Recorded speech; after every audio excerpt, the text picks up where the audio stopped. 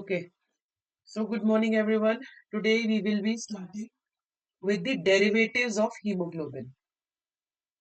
ठीक है? Haemoglobin combine करता है, किसी भी गैस के साथ कंबाइन कर सकता है और बहुत सारी सब्सटेंसेस के साथ कंबाइन कर सकता है, ठीक है? So after combining with gas or any substances, जो प्रोडक्ट बनता है, ठीक है, हीमोग्लोबिन का, उसको हम कहते हैं derivatives of haemoglobin. So when we are talking about the derivatives of hemoglobin, तो हम इस डेरिवेटिव में दोनों ही चीजें पढ़ेंगे, है ना? एक हम पढ़ेंगे कि नॉर्मल डेरिवेटिव्स कौन कौन से हैं. ये लास्ट टॉपिक है हीमोग्लोबिन का आपका. नॉर्मल डेरिवेटिव्स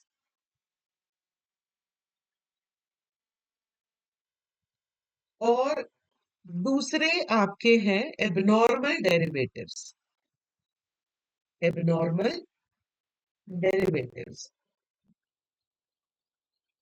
सो ये कैसे पता चला? मैंने कल भी आपको बताया था कि जब हीमोग्लोबिन को एक इंस्ट्रूमेंट में देखा गया जिसको हम कहते हैं स्पेक्ट्रोस्कोप, तो उसमें डार्क बैंड्स आए जो नॉर्मली हीमोग्लोबिन में नहीं आते थे, ठीक है? तो जो डार्क बैंड्स आए, उस डार्क बैंड्स के बाद इस कंक्लूजन पर पहुंचे that there is a substance that has been combined to the hemoglobin. ठीक है? क्यों? क्योंकि जो हीमोग्लोबिन के डेरिवेटिव्स थे उन्होंने लाइट वहां पर एब्जॉर्ब की. लाइट एब्जॉर्ब की, इसका एब्जॉर्प्शन मैक्सिमा डिफरेंट था नॉर्मल हीमोग्लोबिन से. तो हमें फिर पता चला कि नॉर्मल हीमोग्लोबिन और अबनॉर्मल हीमोग्लोबिन में जो आपके हीमोग्लोबिन में नॉर्मल डेरिवेटिव भी होता है, एबनॉर्मल भी होता है, जो सब्सटेंसेस कंबाइन हो जाते हैं, ठीक है? तो first of all we will be studying about the normal haemoglobin derivatives. Normal derivatives की जब हम बात करते हैं, इसमें आपका आ जाएगा ऑक्सी हीमोग्लोबिन, ठीक है? हम जानते हैं कि हीमोग्लोबिन का काम क्या है? ऑक्सीजन का ट्रांसपोर्ट करना और कार्बन डाइऑक्साइड का ट्रांसपोर्ट करना, ठीक है? तो उससे जो हीमोग्लोबिन आपका बनता है दैट इज नॉर्मल. ये नॉर्मल केस में बनेगा, that is known as oxy haemoglobin. Okay, so this is formed by combination of, लिखते रहेंगे साथ साथ, haemoglobin with O2 by the process of oxygenation. By the process of oxygenation. ठीक है? आप देखेंगे कि आपका जो Hb है, हीमोग्लोबिन है, ये आपका ऑक्सीजन के साथ कंबाइन करके बनाता है ऑक्सी हीमोग्लोबिन. ठीक है? सो this is your oxy haemoglobin. अब जो ऑक्सी हीमोग्लोबिन है, टेक्निकली या स्ट्रक्चरली ये कैसा है? एक अनस्टेबल कंपाउंड है, ठीक है? अनस्टेबल कंपाउंड है. और हीमोग्लोबिन का ऑक्सीजन के साथ जुड़ना है, दिस प्रोसेस इज रिवर्सिबल. अगर ये रिवर्सिबल प्रोसेस नहीं होता तो एक बार जो हीमोग्लोबिन के साथ ऑक्सीजन जुड़ गया है, वो तो कॉम्प्लेक्स बना के रहता, वो कभी निकलता ही नहीं, है ना? हमारे टिश्यूज को ऑक्सीजन पहुंचती ही नहीं, ठीक है? So it is reversible complex.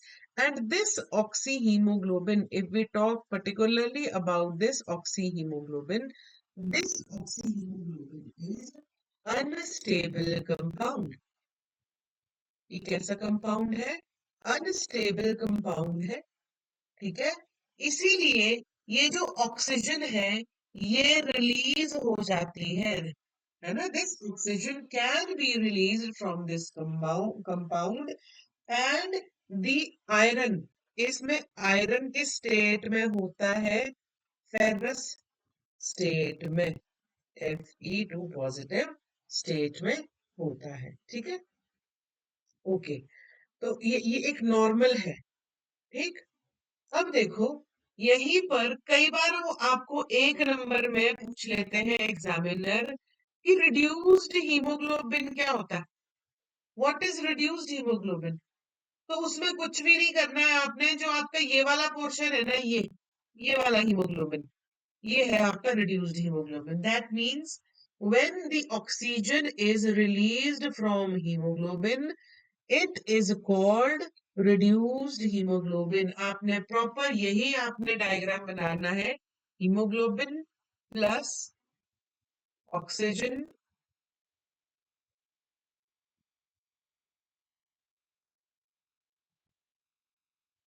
इसने बनाया आपका ऑक्सी हीमोग्लोबिन,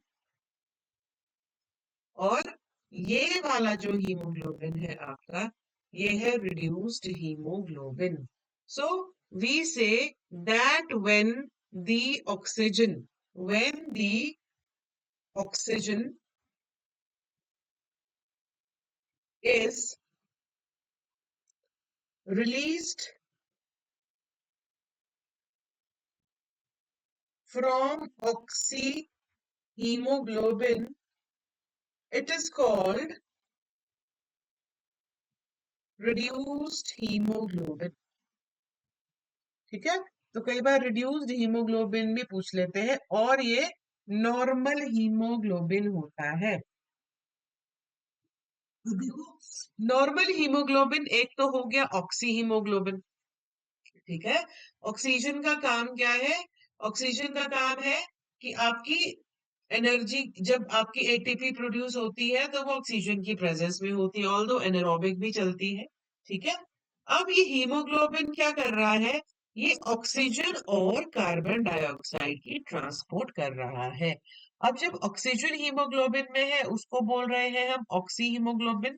ठीक है, और दूसरा जो आपका नॉर्मल हीमोग्लोबिन है, that is carboxy haemoglobin, that is your carboxy haemoglobin.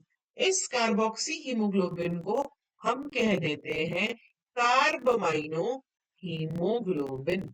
कार्बमाइनो haemoglobin भी हम इसको बोलते हैं। सो जैसे ऑक्सी हीमोग्लोबिन में ऑक्सीजन था, वैसे ही ये जो कार्बमाइनो हीमोग्लोबिन है, अगर हम इसके बारे में बात करते हैं, we can say that it is a derivative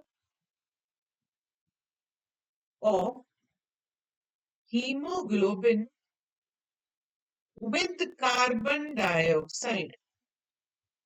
ठीक है, अब एक चीज ध्यान रहे, चाहे वो ऑक्सीजन है चाहे वो कार्बन डाइऑक्साइड है, ये दोनों के दोनों इजीली रिलीज्ड हो जाएगी हीमोग्लोबिन से। ठीक है, ओके। ऑल्सो एक पॉइंट आपने यहाँ पर ध्यान रखना, ये आपके फिजियोलॉजी में क्लियर होगा, पर आपने यहाँ भी ये लिखना है कि अगर हम एफिनिटी की बात करते हैं, ठीक है, the affinity of haemoglobin with CO2 is 20 times more than for oxygen।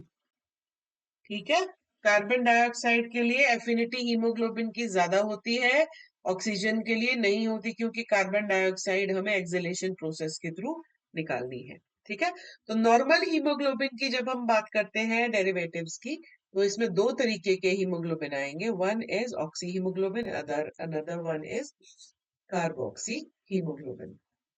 Okay, अब ये नॉर्मली था, नॉर्मल केस में कि जब ऑक्सीजन और कार्बन डाइऑक्साइड आपकी ट्रांसपोर्ट होगी, तो आपकी ऑक्सी हीमोग्लोबिन बनेगी और कार्बोक्सी हीमोग्लोबिन बनेगी।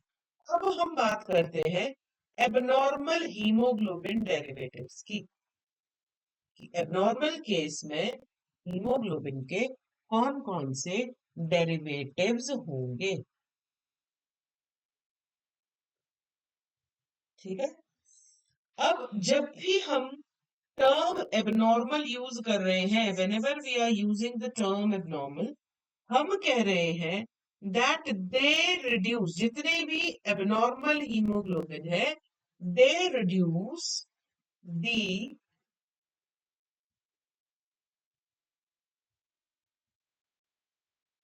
oxygen carrying capacity of blood,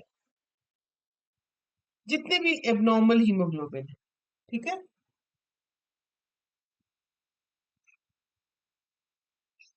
अब देखो, यूजुअली ये एबनॉर्मल हीमोग्लोबिन कब बनता है, जब हम कोई भी टॉक्सिक कंपाउंड एनकाउंटर करते हैं हमारी बॉडी, ठीक है। दैट टॉक्सिक कंपाउंड में बी एनी गैस, ठीक है।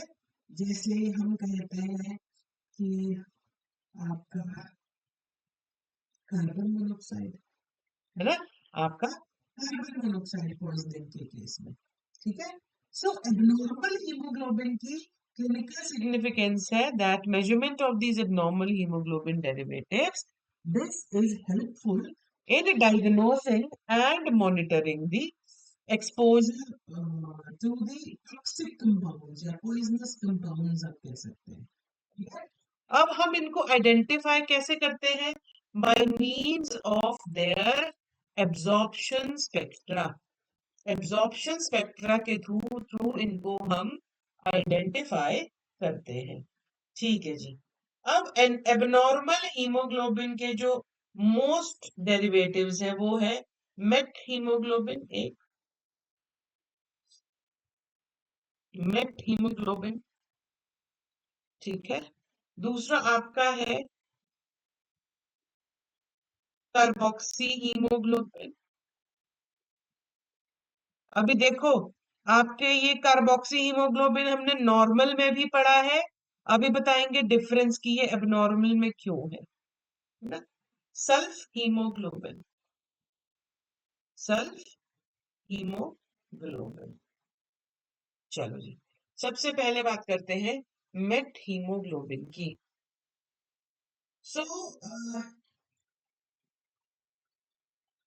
this met hemoglobin, in this met hemoglobin, the iron, it is present in ferric state. सबसे पहले तो ये ध्यान रखना है आपको, है ना। In the met hemoglobin, the iron, it is present in ferric state. और जब भी फेरिक स्टेट में मतलब Fe2 पॉजिटिव, और जब भी फेरिक स्टेट में आयरन प्रेजेंट होगा हीमोग्लोबिन में, तो this can not transport the oxygen, ये ऑक्सीजन ट्रांसपोर्ट नहीं कर सकता, ठीक है। अब अगर हम नॉर्मल केस में बोलते हैं तो बहुत ही स्मॉल अमाउंट में हीमोग्लोबिन का प्रेजेंट होता है, only small amount of methemoglobin is present in normal case, and this small amount is 0.5 gram per dl. आपने लिखना है लेस देन, इससे कम होना चाहिए, less than 0.5 gram per dl. And you know this is formed during glycolysis and constantly. और ये जो methaemoglobin है, this is formed during glycolysis, और ग्लाइकोलिसिस में जब ये बनता है, it is constantly converted into haemoglobin, है ना। जब ये बनता है methaemoglobin formed during glycolysis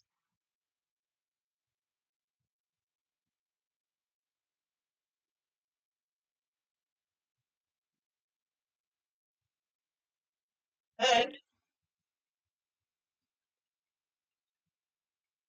reconverted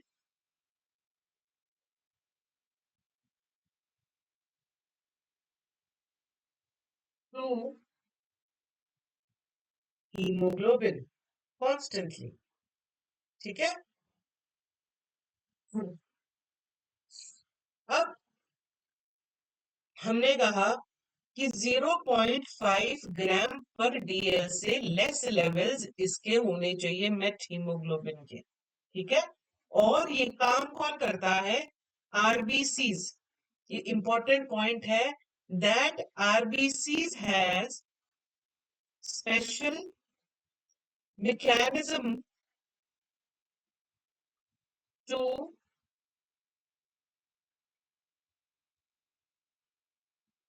keep the levels of methemoglobin below 1% of total haemoglobin. ठीक है। दैट मीन्स मेट होमोग्लोबिन अगर आपको लिखने को आता है तो नॉर्मल जो रहता है ये हीमोग्लोबिन टोटल हीमोग्लोबिन के 1% से कम ही रहता है। और कौन इसका लेवल कंट्रोल करके रखता है? कौन इसका लेवल कंट्रोल करके रखता है? आरबीसीज इसका लेवल कंट्रोल करके रखता है, क्योंकि कभी भी मेट हीमोग्लोबिन ऑक्सीजन ट्रांसपोर्ट नहीं कर सकता। ठीक है। अब हम बात करते हैं कि मेट हीमोग्लोबिन इंक्रीज कब होता है। अगर हम इसकी पैथोफिजियोलॉजी पढ़ते हैं तो पैथोलॉजिकल इंक्रीज इसमें कब होगा? जब बहुत ज्यादा ड्रग्स ली होगी किसी ने, है ना। So in the increase amount of methaemoglobin is due to the consumption of drugs और due to impaired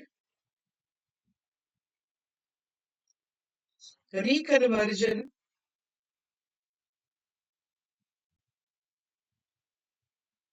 of methemoglobin to hemoglobin। ठीक है। Due to the reconversion of methaemoglobin to haemoglobin. ठीक है। अगर इसमें भी कोई डिफेक्ट है, इम्पेयरमेंट है, तब भी इसका लेवल आपका बढ़ जाएगा। ठीक है। अब देखो, अब इसमें हमने पहले ही कहा कि जो मेट हीमोग्लोबिन होगा इसमें आपका आयरन किस स्टेट में होगा? फेरिक स्टेट में। और ये जो फेरिक स्टेट का आयरन है ये हीमोग्लोबिन की ट्रांसपोर्ट नहीं कर सकता। ये आपने पॉइंट याद रखना है। ठीक है। अब ये क्यों होता है? ठीक है।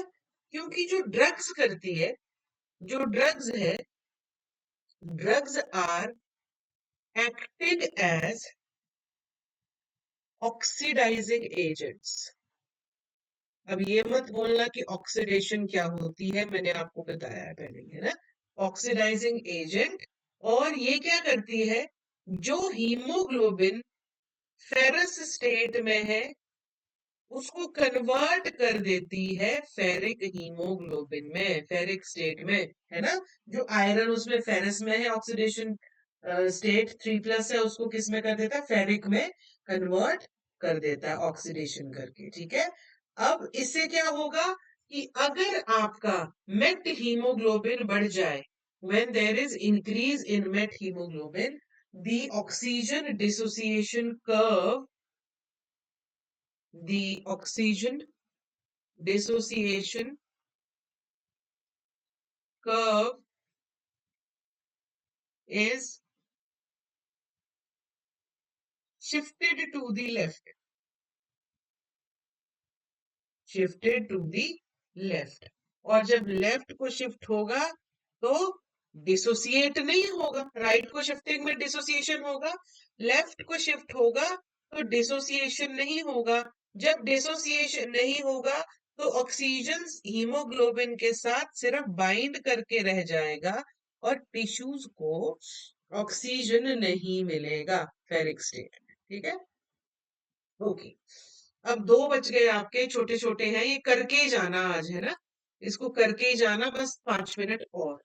Okay, so next is your carboxyhemoglobin.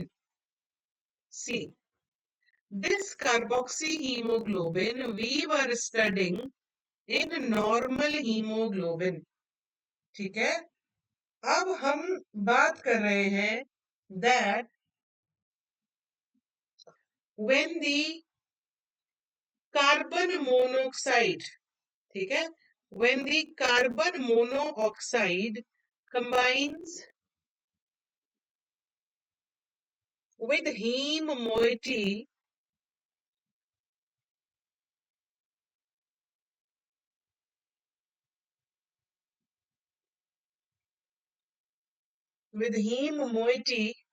ठीक है, तो वो क्या करता है कि उन्हीं साइट्स को ऑक्यूपाई करता है।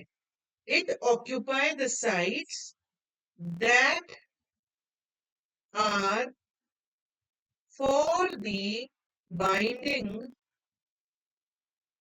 Of oxygen. ये किसकी बाइंडिंग के लिए है? ऑक्सीजन की बाइंडिंग के लिए है। लेकिन कार्बन मोनोऑक्साइड की एफिनिटी बहुत ज्यादा है एज कंपेयर टू ऑक्सीजन। कितनी ज्यादा है?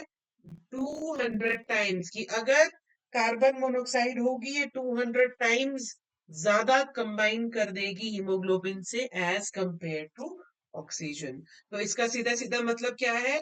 Even when the carbon monoxide are in low amounts, okay, it forms large amount of carboxyhemoglobin due to its affinity, because affinity इसकी बहुत ज्यादा है।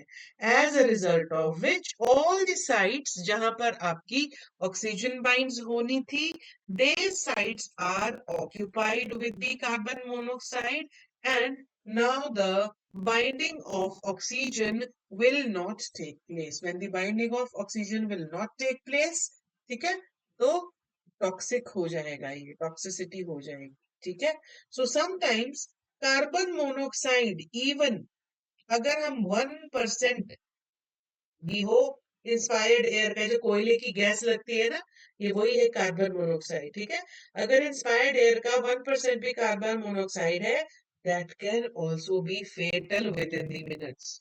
मिनटों में डेथ हो जाती है, बिकॉज ऑक्सीजन नहीं मिल रहा है ना। आपकी ऑक्सीडेशन वगैरह कैसे होगी, एटीपी कैसे होगी? ठीक है, last is your sulph haemoglobin. खत्म है बस, हीमोग्लोबिन आज खत्म। Last is your sulph haemoglobin. Sulph से पता लग रहा है, ठीक है, कि आपका सल्फर प्रेजेंट है। Okay, so this sulph haemoglobin, it contains 1 or more sulphur atoms. बस 1 मिनट की क्लास बची है, ना खत्म कर लो इसको। 1 or more सल्फर एटम। ठीक है, now sometimes what is there कि आपके जो इंटेस्टाइन में बैक्टीरिया है, ठीक है, all these intestinal bacterias, what these intestinal bacterias are doing, you know, they produce certain sulfur hydryl groups containing compounds, है ना, sulfur hydryl group containing compounds in the intestine। ठीक है, नाउ जब sulph haemoglobin बन जाता है, तो oxygen की कैरिंग कैपेसिटी जो है हीमोग्लोबिन की, वो हैम्पर हो जाती है या फिर डिक्रीज हो जाती है। और इसका एक खराब जो इफेक्ट है वो क्या है? That once the sulphaemoglobin is formed, it can not be converted into haemoglobin. एक बार बन गया तो बन गया, हीमोग्लोबिन में इसको हम दोबारा से कन्वर्ट नहीं कर सकते। So these were the normal and abnormal haemoglobin. तो आज के लिए हीमोग्लोबिन का जो टॉपिक है वो आपका खत्म हो गया। ठीक है,